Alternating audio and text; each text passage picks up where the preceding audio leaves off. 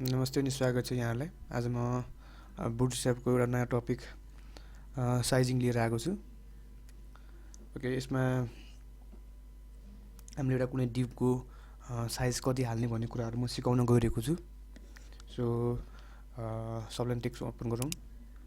So एउटा यहाँनिर मैले अब के गरेँ भन्दाखेरि एउटा डिभ तयार पारेँ जहाँ चाहिँ हामीले साइजिङ हामी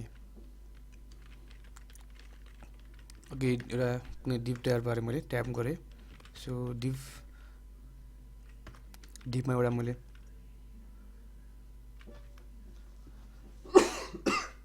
सरी डिभमा मैले एउटा के टेक्स्ट लेखेँ मैले यहाँनिर। यो चाहिँ हाम्रो कतिको भन्दाखेरि यसमा डब्लुआइडिटिएस विथ चाहिँ मैले 25% हाम्रो बिल्ट इन हो खासमा। सो 25% को एउटा ट्याब बनाइदिएँ मैले, सरी डिभ बनाइदिएँ। यसमा मैले एउटा क्लास लेखेँ। क्लासमा हाम्रो ओके W25 भन्ने छ।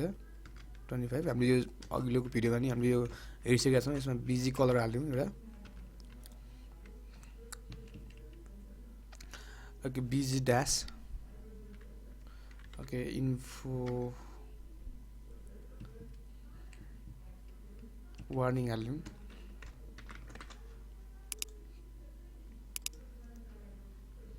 सो यसको विथ चाहिँ यति मात्र छ हामीसँग। यो जुन भ्यूमा गयो भने पनि विथ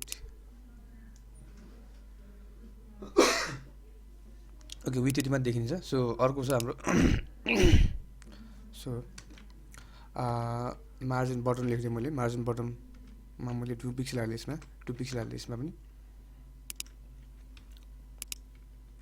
सो अर्को बनाएँ मैले डिआइभी डट क्लास हाम्रो W50 को लिएन यसले।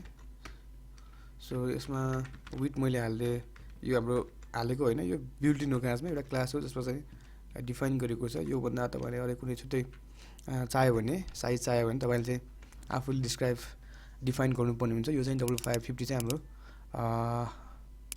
बिल्ट इन हो खासमा। सो अर्को छ हामी यसको पनि ब्याकग्राउन्ड हालिदिउँ, एउटा सेम ब्याकग्राउन्ड हालिदिउँ, बिजी ड्यास वार्निङ र सो यसको विथ चाहिँ यति हो, 50% छ लगभग हाम्रो। यो यदि यो फ्लुटमा भइदिएको भए के हुन्थ्यो होला भनेर चाहिँ तपाईँले देख्न सक्नुहुन्छ।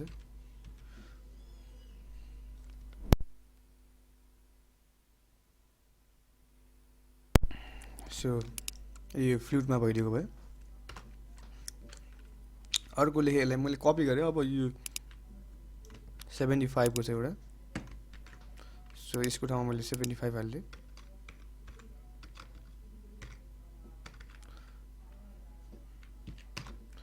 सो यसलाई पनि यहाँनिर 75 लेख्थेँ मैले, 70% को यो यसलाई पनि सेभ गरिदिएँ मैले। सो यहाँनिर जोडेर आएको छ। किन जोडेर आएको भन्दाखेरि यहाँनिर हामीले मार्जिन बटम हालेन, मैले मार्जिन बटम यहाँनिर 2 पिक्सल हाल्थेँ। सो यहाँ पनि हाल्थेँ। जस्ट हामीले क्लासहरू एड गर्ने हो, एकदमै सिम्पल छ। तर त्यो क्लासको बारेमा त्यसको प्रोपर्टिजहरू चाहिँ बुझ्नु पऱ्यो, के हो भनेर चाहिँ बुझ्नु चाहिँ पऱ्यो। सो यो यदि हो, यो लास्ट छ एउटा हाम्रो 100% को फुल साइजको चाहिँ यो 100 हो। सो यसलाई मैले यहाँनिर 100% मा लेख्दै हो। 100% मा लेख्यो भने चाहिँ यो हाम्रो जति छ हाम्रो फुल साइजमा आउने भयो। यो चाहिँ हामीले कन्टेनर युज गरेको भयो। यदि हामीले अर्को कन्टेनर फ्लुइड युज गरेको भए चाहिँ कस्तो हुन्थ्यो त्यो पनि देखाउनु चाहन्छु तपाईँलाई। सो कन्ट्रोल सी गरेँ मैले। सो यहाँनिर गएर अर्को क्लास मैले ओपन गरेँ div.container भनेर। सो यो भित्र मैले कन्ट्रोल भी गरेँ। यसमा हेरौँ एकचोटि। सो यसमा पनि सेम आइरहेको छ। अब चाहिँ म यसमा चाहिँ कन्टेनर फ्लुइड एड गर्न चाहन्छु, FLUID फ्लुइड, जसले गर्दाखेरि हाम्रो चाहिँ फुल साइजको होस् यो। सो यहाँनिर यो अहिले त यहाँनिर हाम्रो आएको छ। यदि यहाँनिर हेरौँ त यो कन्टेनरमा चाहिँ फ्लुइडमा चाहिँ कसरी फरक छ भने चाहिँ यहाँनिर पनि तपाईँले देख्न सक्नुहुन्छ। सो हामीले फ्लुइड हाल्यो भने चाहिँ यो होल साइड हो खासमा, टप टु बटन हो र लेफ्ट टु राइट। ओके, त्यसै गरी हामीसँग अर्को हाइटको पनि छ। यो चाहिँ हाम्रो विथको भयो। सो हाइटको मैले गर्न चाहेँ। हाइटको गर्दाखेरि चाहिँ हामी एउटा अर्को मैले हाइटको गरेँ एउटा। ओके यहाँनिर अब हाइटको गर्न चाहेँ मैले कन्टेनरमा। सो सेम यही नै हो तरिका चाहिँ div डट h गरेँ मैले। सो यसमा हाइट मैले 25% हालेँ। सो s 25 लेखेँ मैले। यसको ब्याकग्राउन्ड कलर पनि हालेँ एउटा, बिजी कलर सेकेन्डरी हाल्दै मैले। सो मार्जिन राइट एमआर पनि लेख्दै मैले। सो अहिले लेखौँ, मार्जिन लेख्नु परेन। सो यतिकै हेरौँ एकचोटि। सो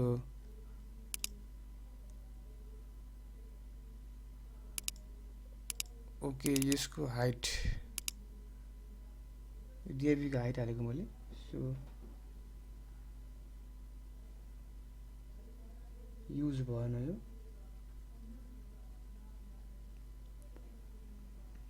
यसको विड्थ पनि हालौँ यसरी, W25।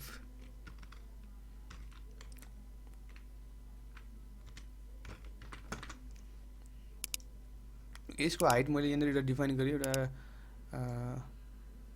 एउटा अर्को डिफाइन गरेँ मैले यहाँनिर, डिआइबी अर्को डिफाइन गरेँ। यो भित्र चाहिँ यो हालिदिएँ मैले, किनकि त्यहाँनिर हाइट नै आइरहेको छैन। यसो जस्तो लाग्छ मलाई हाइट चाहिँ एउटा डिफाइन गर्नुपर्ने हुन्छ हामीले। सो मैले यहाँनिर एउटा स्टाइल डिफाइन गरेँ। यसमा हाइट दिएँ मैले, ओके 200 पिक्सल हाइट दिएँ। अब हेरौँ त। सो हाम्रो 200 पिक्सलमा हाम्रो हाइट आइरहेको छ जम्मा यति। सो यसैमा अर्को नेक्स्ट मैले कन्ट्रोल सी कन्ट्रोल भी गरिदिएँ। यहाँनिर मैले यसमा मैले 50 गरिदिएँ।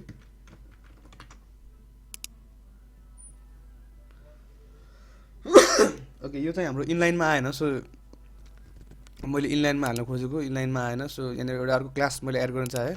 सो यहाँनिर D block D inline block भन्ने हुनुपर्ने। ओके, डी इनलाइन ब्लक मैले एड गर्ने बित्तिकै सो अब एउटा एरो लाइनमा आउँछ यो। यसमा पनि त्यही कपी हाल्दै मैले D inline block. So arrow लाइनमा आउनुपर्ने हो। सो अब तपाईँले देख्न सक्नुहुन्छ यसको हाइट कति र यसको हाइट कति। त्यसै गरी अर्को मैले एड गर्न चाहेँ यहाँनिर यसैमा, यो हाम्रो 50% को हो। सो यहाँनिर मैले अर्को लेखेँ 75%, यसलाई मैले 75 लेख्छु। सो यो चाहिँ हाम्रो यति हाइटको भयो। र लास्ट छ हामीसँग। सो यो चाहिँ हाम्रो हजुरको हो।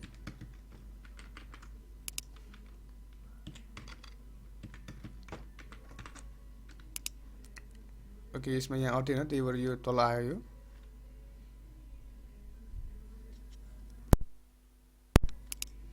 यहाँनिर किन हुँदैन भन्दाखेरि यो हामीले W25 भनेर भयो। सो यहाँनिर मैले अर्कै हाल्न चाहेको छु। यसमा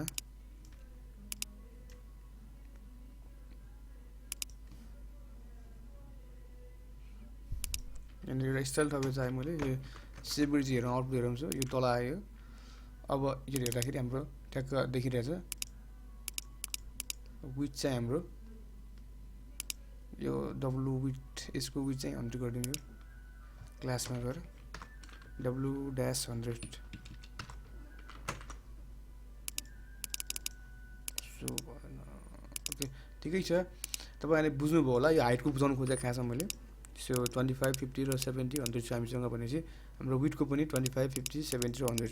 र लास्टमा एउटा अर्को यसमा फिचर छ। यसमा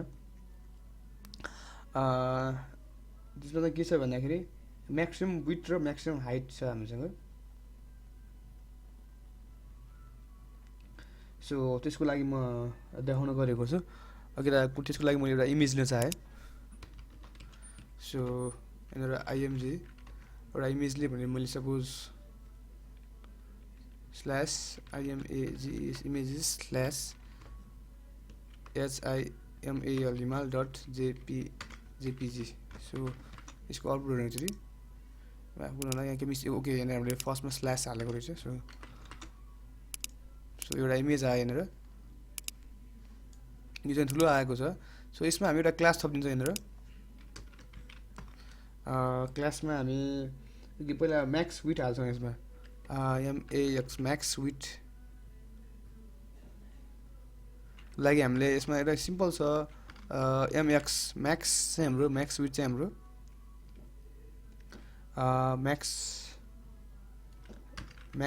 म्याक्स विथ 100% हाल्दिएँ मैले सो हाम्रो चाहिँ के छ म्याक्स विथ चाहिँ हाम्रो स्क्रिनमा ठ्याक्क फिट हुने गरी आएको छ यो अघि आएको थिएन सो अघि हाम्रो सेभ गरौँ कि क्लास नहालिकन सेभ गरौँ सो हाम्रो चाहिँ यहाँनिर स्क्रोल बार आइरहेको छ टप डाउनमा पनि स्क्रोल बार आइरहेको छ एक्चुअली मैले अहिले चाहिँ यो टप डाउनलाई चाहिँ स्क्रोल गर्नु चाहिँ मैले के गरेँ भन्दाखेरि म्याक्स हाइट हालिदिएँ मैले 100% हालिदिएँ भने चाहिँ अब यो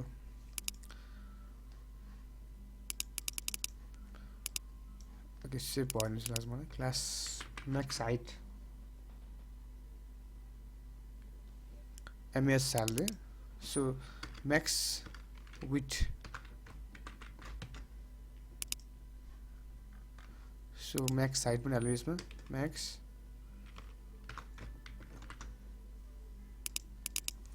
ओके फ्लेक्सिबल भइरहेछ यो हाम्रो प्रायः हाम्रो युज हुने भनेको म्याक्स विथ नै हो हामीसँग म्याक्सिमम विथ नै हो क्लासमा सो यसले चाहिँ हाम्रो सिएसएसमा चाहिँ म्याक्स विथ भनेर लेखेको छ भने चाहिँ यसमा एमडब्लु सर्ट फर्ममा चाहिँ लेखेको छ जहाँ हाम्रो चाहिँ एकदमै सजिलो होस् भनेर चाहिँ हो खासमा सो आज साइजिङ टपिकको बारेमा बुटस्ट्र्याप साइजिङको टपिकको बारेमा यति नै गर्दै बिदा हुन चाहन्छु हस् नमस्कार